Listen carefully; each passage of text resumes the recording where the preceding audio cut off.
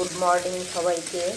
আমি আজকে সকাল সকাল উঠে চাটা খেয়ে সকালের খাবার তৈরি করতে লেগে গেলাম। তো আজকে আমি একদমই সাধারণ করছি। এটা কোয়াশ, আলু কোয়াশ দিয়ে একটু পাতলা করে মশলা ছাড়া তরকারি করব। তো এখানে আমি কাঁচা লঙ্কা আর কালো জিরে ফোড়ন দিয়ে টমেটো, কোয়াশ আর আলুটাকে আমি দিয়ে দিলাম।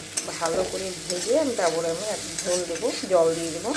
তো ভাজাটা প্রায় হয়ে গেছে, লবণ মিষ্টি সব দিয়ে দিয়েছি। একটু হলুদ দিয়ে দিই। এই তরকারিটাতে কোনো মশলা যাবে না, রুটির সঙ্গে কিন্তু এই পাতলা তরকারিটা আমার ভালো লাগে খেতে। কোয়াশের তরকারি, কোয়াশের পাতলা ঝোল। রুটিও হয়ে গেছে। তো সকালে একদমই সাধারণ সিম্পল খাবারটা হবে।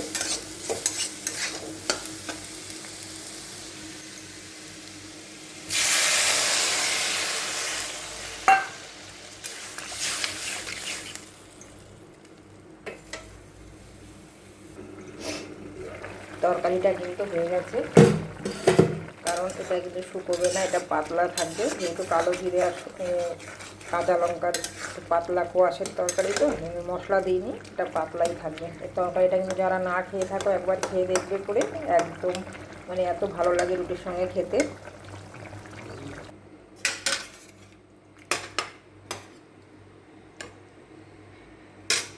আমার সকালের একদম খুব কম সময়ের মধ্যে সকালের খাবার রেডি। তো আমি এখন আজকে করব হলো থোড়ের ছেচকি বা ভাজা করব। সেটা আমি তোমাদেরকে পরে দেখাচ্ছি, কেটে নিই, কারণ আমি একা হাতে ভিডিও করছি, তো কাঁটাটা সেটা আমি দেখাতে পারবো না। আমি একটু পরে আমি আবার আসছি। তখন বললাম না থোড়টা আমি কেটে নিয়ে আসি। তো থোড়টা কেটে আমি কিন্তু যে জল, লবণ আর হলুদ দিয়ে ভালো করে মানে ভিজিয়ে রেখেছিলাম আধ ঘন্টার মতো, নিয়ে তারপর চিপে আমি এটা কিন্তু এভাবে নিয়ে আসলাম। এখন আমি এখানে শুকনো লঙ্কা আর একটু কালো জিরে ফোড়ন দিলাম, একটু দিয়ে এখন আমি এগুলো দিয়ে দেব।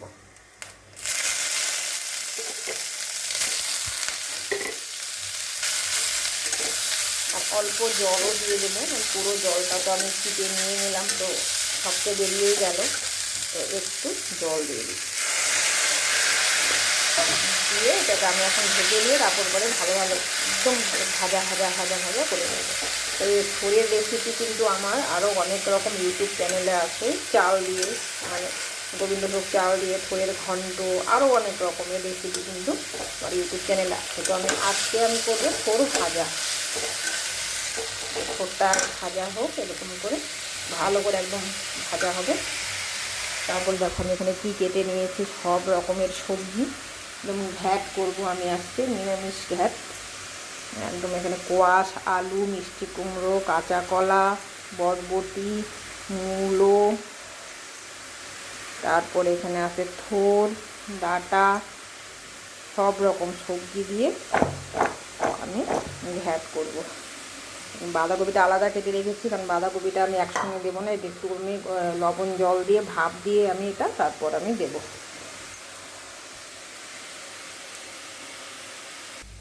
এটা কিন্তু প্রায় অনেকটাই ভাজা হয়ে এসছে। তো এখানে কিন্তু আমি আগেই তো লবণ মেখে রেখেছিলাম, সেখানে বেশি লবণ দেবো না, আমি অল্প করে লবণটা দেব। আর একটু মিষ্টি দিতে হবে, চিনি না দিলে এটা ভালো লাগবে না খেতে। তো চলো এটা হোক, আর একটু ভাজা হবে।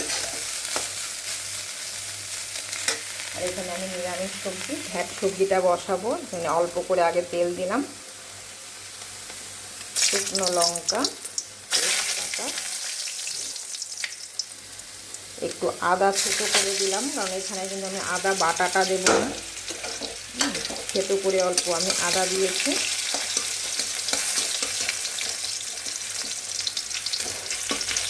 আদা বাটাটা আমি লাস্টে দেবো। এখানে আর কোনো কিছুই দেবো না আমি এই সবজিটাতে, শুধু লাস্টে আদা বাটা দেবো। এখানে একটু পাঁচফোড়ন,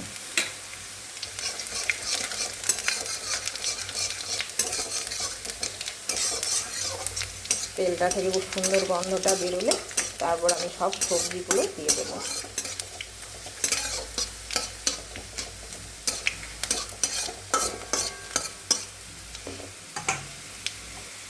এখানে দেখো সব সবজি আমি ধুয়ে জল ঝরিয়ে রেখেছি এই ছাকনাটি সেটার মধ্যে। তো এখন এটা ফোড়নটা হয়ে এসছে, খুব সুন্দর একটা গন্ধ বেরিয়েছে। এখন আমি সবজিগুলো দিয়ে দেবো।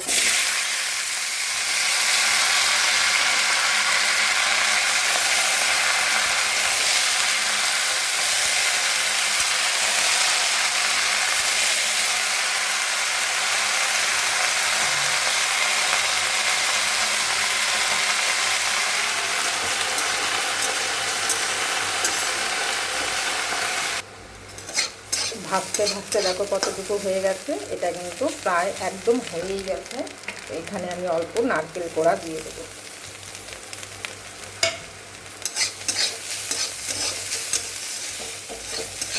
আর কেউ যদি নারকেল খেতে না চাও তো তখন এটাকে বড়ি ভেজেও দেবে, সেটা কিন্তু ভালো লাগবে।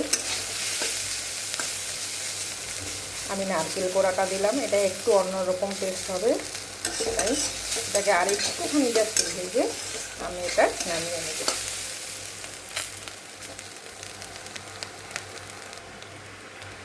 এই হয়ে গেছে কিন্তু থোড় ভাজাটা।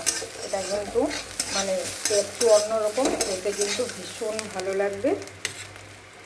তোমরা একবার এটা কিন্তু বাড়িতে ট্রাই করে দেখতে পারো।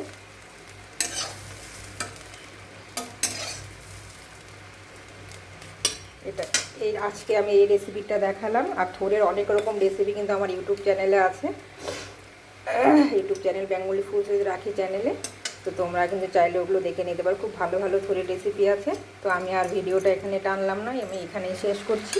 এটা হবে নিরামিষ ঘ্যাট একটা সবজি, এটা অনেকটাই ভিডিওটা টানতে হবে। তো আমার আজকে আমি শেষ করে দিলাম এখানে, অন্য দিনে আমি আবার আসবো অন্য ভিডিও নিয়ে। তোমরা সকলেই ভালো থেকো, সুস্থ থেকো। আমি আজকে এখানেই শেষ করছি। নমস্কার।